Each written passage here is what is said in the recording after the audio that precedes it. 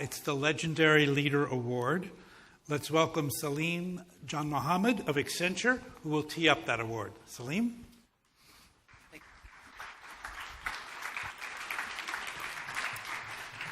Thanks, Geoffrey. Hello, I'm Salim John Mohammed, Senior Managing Director at Accenture.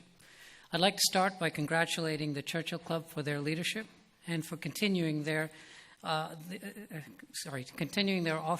these game-changing programs, which together create an amazing. I'd like to start by congratulating the Churchill Club for their leadership and for continuing to offer these game-changing programs, which bring together an amazing group of industry leaders. We're thrilled to be part of this.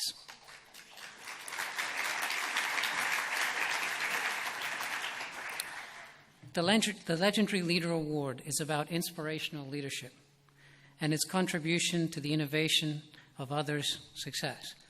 When the Churchill Club asked its Academy to nominate honorees for this award, they asked them to identify people who have seen and envisioned a brand new future, people who frame industry and societal needs and create solutions in a way that is uniquely their own.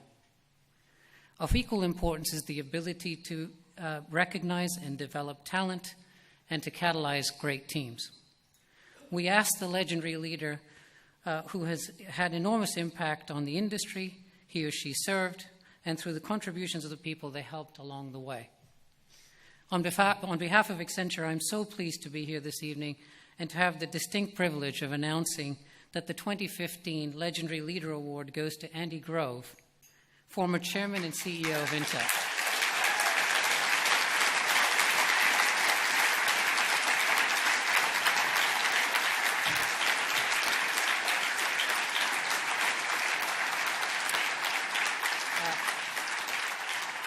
Let me welcome to the stage Ben Horowitz of Andreessen Horowitz, who will be speaking on Andy's behalf tonight.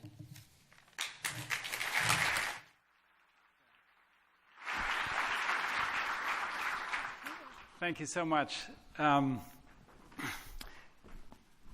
There couldn't be a more aptly named award, I don't think. And we thought the best way to talk about a legendary leader would be through the eyes of his followers. So we're going to start with a video that takes us through some of the highlights of Andy's careers. Then I'm going to give my perspective on what he meant to me. And then we're going to show a final video with some other of Andy's many, many followers telling what he meant to them. You have something of a kind of a team approach within Intel, don't you? Very much so. How does that Can work? I butt in and ask you to pronounce it Intel? Intel? What did I say? Intel. Intel. I stand corrected. I thank you very much. Yes. Thank you.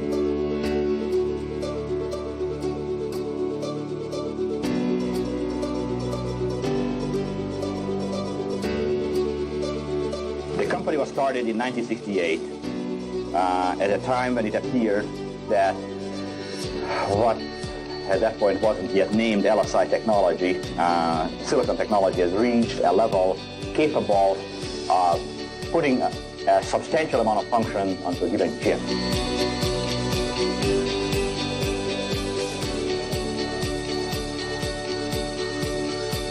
The critical point that we defined where this transformation is ripe for action is what we like to call the strategic inflection point, where the forces have spoken up, they showed up, they presented themselves, and it's not too late yet.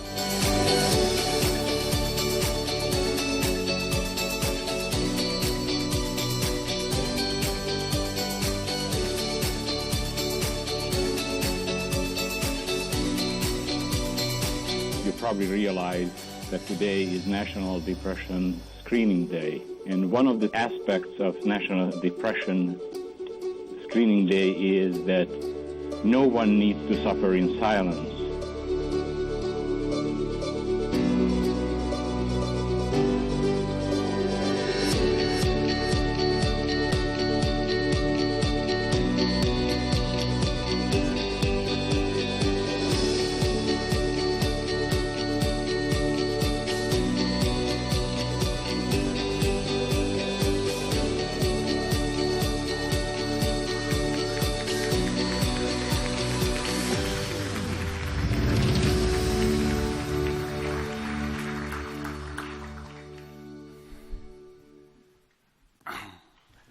Thank you, Terry Murphy, for putting that video together. It is what amazing memories. So I read a tweet the other day, and it said, the greatest thing about Silicon Valley's culture is that you can ask someone for help, and they'll help you and won't expect anything in return. And when I read that, I thought, wow, that's really, really interesting, and in two ways. First, there aren't other business cultures that are like that. So if you think about Hollywood or Wall Street, you can ask someone for help, but the idea that you would get connections or advice or help and not have to pay that back, that's just not happening there. But the second thing, and even more importantly, is it's really fundamental to what Silicon Valley is, because Silicon Valley is fueled by new ideas. And new ideas generally come from new people, and new people often have nothing. And they come without anything, and the fact that they can get help and get help at no cost and get on their way is the thing that makes this the ecosystem for invention that's better than anywhere else in the world. And so I was thinking about that, and I thought, where did that come from? How do you get to a culture that's really, in a lot of ways, not in the kind of existing people's self-interest? How did that start? And I know how it started for me. Because when I got here in the late 80s, I really wanted to do something. I wanted to be like Elizabeth Holmes. I wanted to be great like that. I wanted to do something and be a leader. But at that time, there really was very little to go on. The internet, the World Wide Web wasn't around yet. And there were no blogs, and there were no TED Talks, and there was no way to learn this stuff. And most of the people in the industry were self-taught. And I knew from working for them that they weren't very good teachers or students. So when somebody told me that there was a book that taught all the nuts and bolts and everything you really needed to know how to build and run an organization, I was very excited about it. And they said, the name of this book is High Output Management. And I said, well, who wrote it? And they said, Andy Grove. And I was completely shocked. I said, Andy Grove, like the Andy Grove, took time out from running Intel to write a book that is going to teach me how to manage and how to be a leader? And they're like, yes, you have to get it. And you have to understand, at this time, Intel was the company. Not just in Silicon Valley, but in technology. It was completely legendary and had gotten to its perch on top of the industry, not through like one lucky idea or, like a burst of inspiration that just carried it, but through an amazing story. They were one of Silicon Valley's very first startups, and through the years, they had to completely change their business under Andy, from being in the memory business, which was under incredible attack, not just by Japanese business competitors, but by the Japanese government itself funding those competitors, to underprice Intel, which forced it very late in its life to switch into the microprocessor business, which ended up being a far bigger business than the memory business ever was. And, it became like the company, and at the helm was Andy. And Andy was the legendary figure of all times in Silicon Valley, and a lot of it came from where he started. So we all knew that he came from Budapest, Hungary. And he came from Budapest, Hungary as a Jew. Budapest! As a Jew, at a time when first the Nazis, then the Soviet communists occupied Hungary, and his family was threatened, and he was threatened to the point where, even as one of the most promising students in Budapest, he had to escape and leave the country. And there were all kinds of great stories in Silicon Valley about how he did that, and a lot of them probably weren't true, about leaping over barbed wire fences and throwing grenades at Russian tanks and whatnot. But what was true is, as a teenager, he got on a boat by himself and sailed on a very long journey, scary journey, to New York. And he arrived in New York as a kid with no money, no other people around him, and really almost no knowledge of English, and enrolled himself in CCNY. Took physics, probably the hardest first class you could imagine, particularly if you didn't know English. Immediately flunked his first test because he didn't know English, but then learned English and physics, and got an A on the next test, and went on to get a PhD in physics from UC Berkeley, and then write a book on semiconductors that ended up being a very important book in English. And then he launched Intel and became CEO of Intel, and this was the guy who had built that company, and you saw he was Time Magazine Man of the Year in 1997 because of his impossible and amazing journey. And he had written this book, not a book about how great he was or how great Intel was or any of those things, but a book that was just like, here's how you manage. And so I was so excited to get the book. I got the book. And as soon as I looked at the cover, I stepped back. I had to look at it again because on the cover of management books in those days, what you always saw was like a CEO with perfectly combed hair and a suit and arms folded, and it looked like guys flew in from Hollywood to take the picture and all that. But on Andy's book, he's dressed for work. He's in front of the Intel sign, and hanging from his belt is his key card. And I do a double take. I'm like, he didn't take his key card off for the cover of the book? That's amazing. He was so ready to go back to work, he didn't even take his key card off. But in retrospect, that cover was perfect because Andy Grove was all substance. And he wrote that book for us to teach us how to run our organizations better. But if we needed a fancy cover to read it, that was our loss. And this book wasn't for people who wanted to look the part. This book was for the people who wanted to live the part. And when I read it, it was so amazing as a management book because it connected not just intellectually, but emotionally with what the whole thing was about. And reading it, you could just feel what he wanted you to learn. And he did it by exposing, even as the most important guy in the whole industry, his own vulnerabilities. You could see that he knew what was hard about it. There's a great passage in the book where he talks about, when people come late for a meeting, and you know that that's not good because it's going to waste everybody's time in the room. But what you don't know as a young manager is how do you deal with that person when they come in the room? Because that's a very awkward situation. And Andy Grove, Andy went through and he explained what it feels like, how to deal with it. And you knew that he felt that, and he had to think through, okay, this is why I'm going to tell that person they can't be late. And it was just such an amazing feeling, and it was one of those books where when you read it, he put so much of himself into it that after finishing it, I felt like I knew him better than people who I actually knew. And so after reading it, maybe 6 or 7 years later, my now business partner, Mark Andreessen, comes to me and says, "Hey, Ben, would you like to meet Andy Grove?" And I was, of course, freaking out. I was like, oh, my God, Andy Grove. I can't believe it. I was still the most excited I've ever been to meet anybody in my life. And, when you get something like that, the next thing you have to think of is, what am I going to say? And I thought, the one thing I'm definitely going to say is I'm going to tell him how much I like the book. So we go in for the meeting, and first sentence out of my mouth, "Andy, I loved your book. It's my favorite book I've ever read." And he looked at me and he said, "Why?"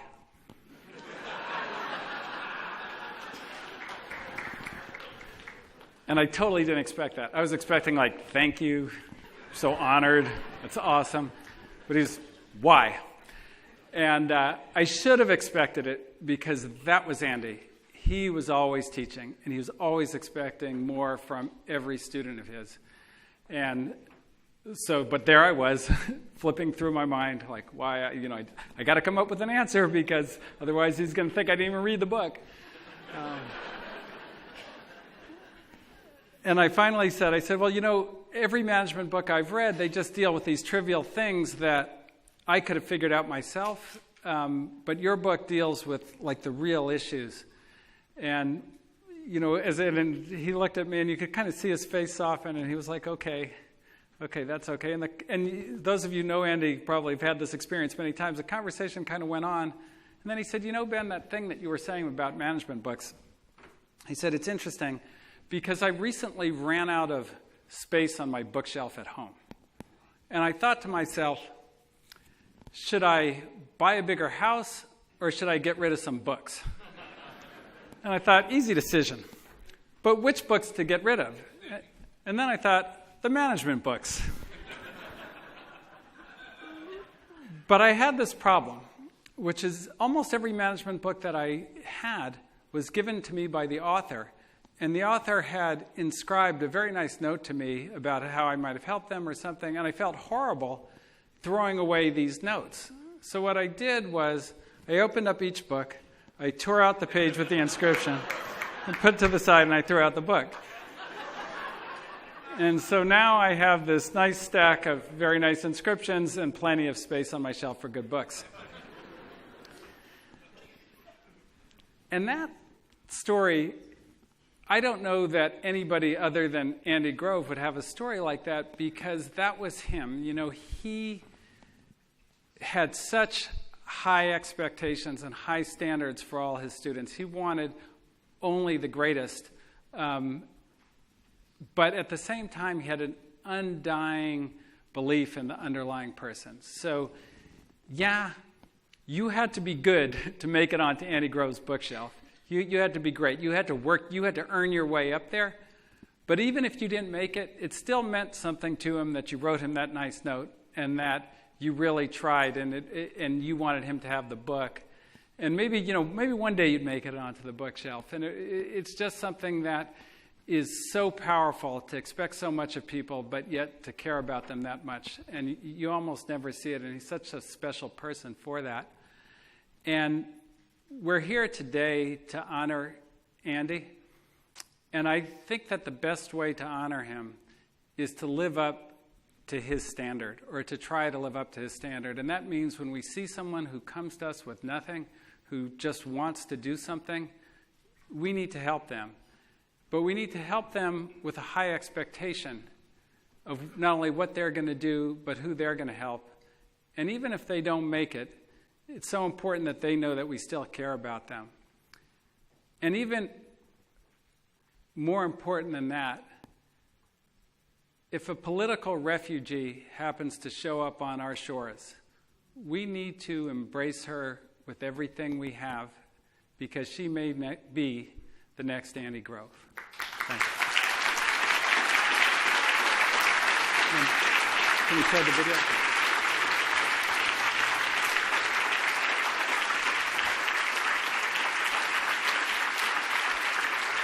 Can you see the next video?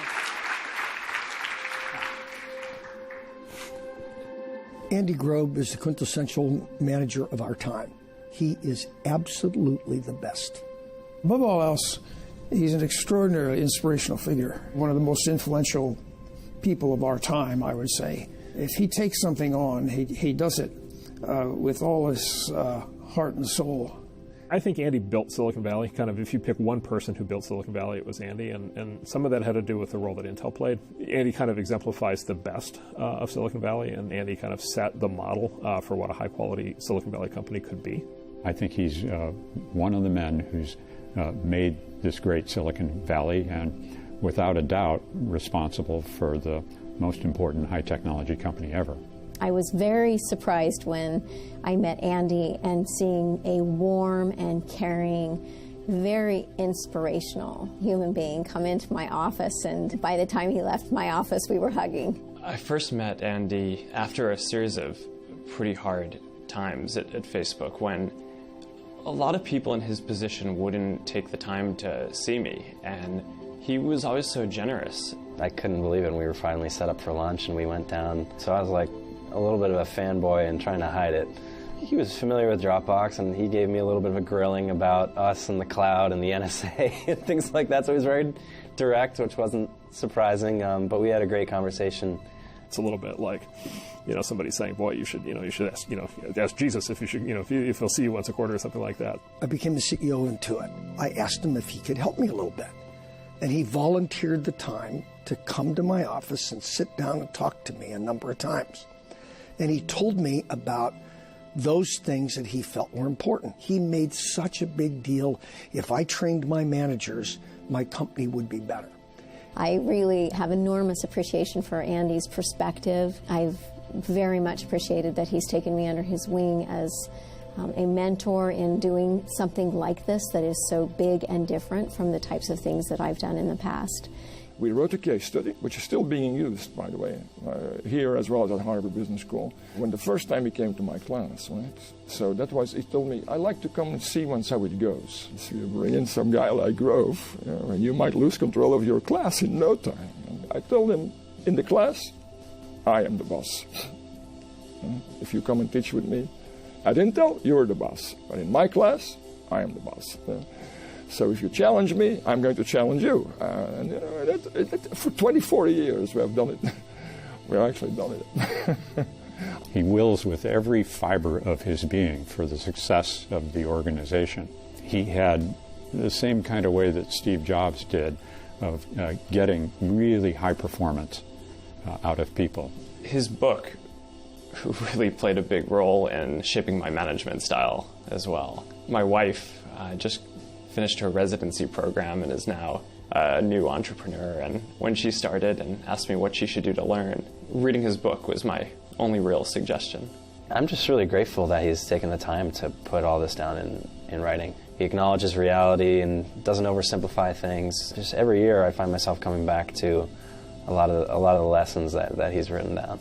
His high output management book is a Bible that every entrepreneur, every manager in the country should look at, read, and understand, and make sure that they can apply those principles. If I had to pick one word to describe Andy, it would be builder. And I mean that both as a builder of technology, but also as a builder of companies and a builder of cultures. Andy is ruthlessly intellectually honest, kind of a cross between a father and a mentor and a hero. He was very loyal to Intel. He was loyal to UCSF, and he's a loyal friend, I know. And yet, for all he's achieved, he's an unassuming individual. I've seldom come across people who have that ability to be so clear and then, based on that insight, to take action. He's confident and vulnerable at the same time, and I think that's probably why he's been an amazing leader in so many different arenas. He's a very forthright and lovely man.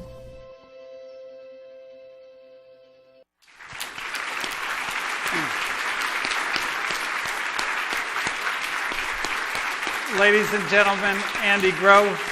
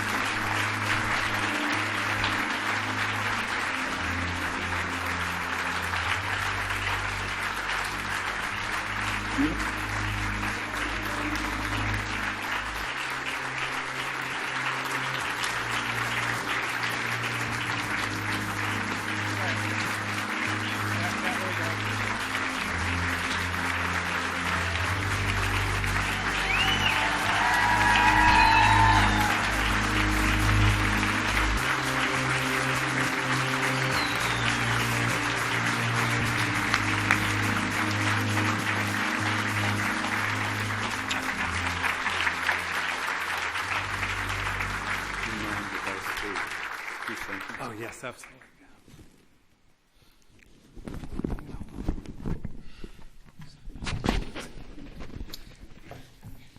One item, food for thought, as we sit here and go through what each of us have done, our colleagues have done,